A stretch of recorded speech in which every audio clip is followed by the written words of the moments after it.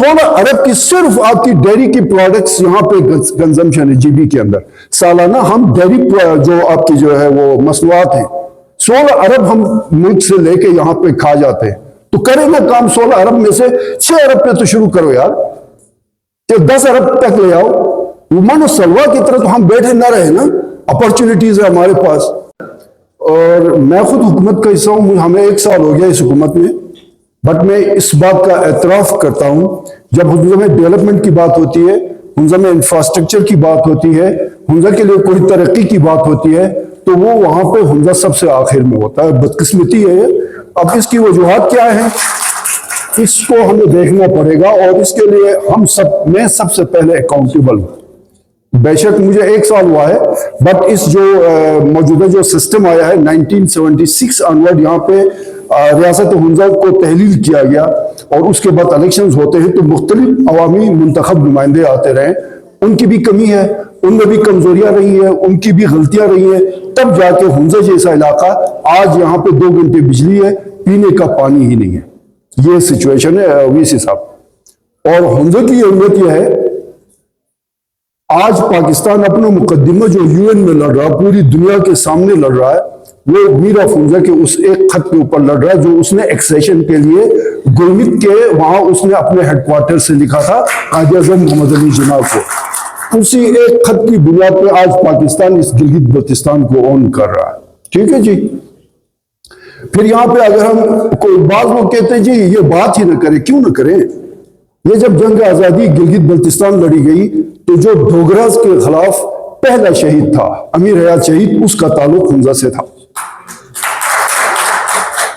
और अगर किसी बंदे ने जाके हुंजा की तारीख पढ़नी है, हुंजा की कंट्रीब्यूशन देखनी है पूरे जीबी के हवाले से, तो वो जरा चिनार बाग में शोहदा के उस लिस्ट को देखे तो वहां पे पता चलेगा कि हुंजा की जो है ना वो कंट्रीब्यूशन क्या है।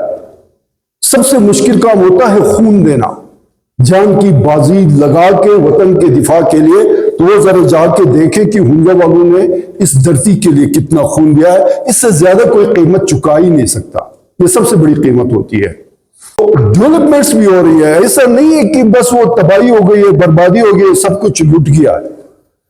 हुंजा में सर इस वक्त 2 अरब 17 करोड़ पे greater water supply scheme sir Pakistan में रिवीजन पे पाबंदी थी। 4 दिन पहले एहसान इकबाल की क़यादत में CDWP की मीटिंग हुई और हुंजा के लिए 2 अरब 17 करोड़ का प्रोजेक्ट मंजूर हुआ पीने के पानी के लिए।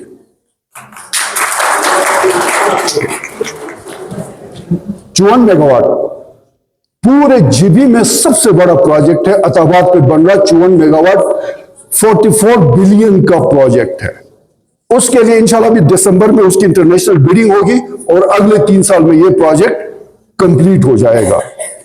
लेकिन मैं गुजारिश करूंगा, यहां पे बड़े गिले शिकवे हुए हैं। मैं यहां पे सर ये ऑफ टू रिजॉर्ट्स है, ये साथ ही नीचे जो कहते हैं ना कि वो कम्युनिटी अगर चाहे तो क्या नहीं कर सकते हैं। 70 कनाल जमीन सर 22 लोगों की मलकियत है।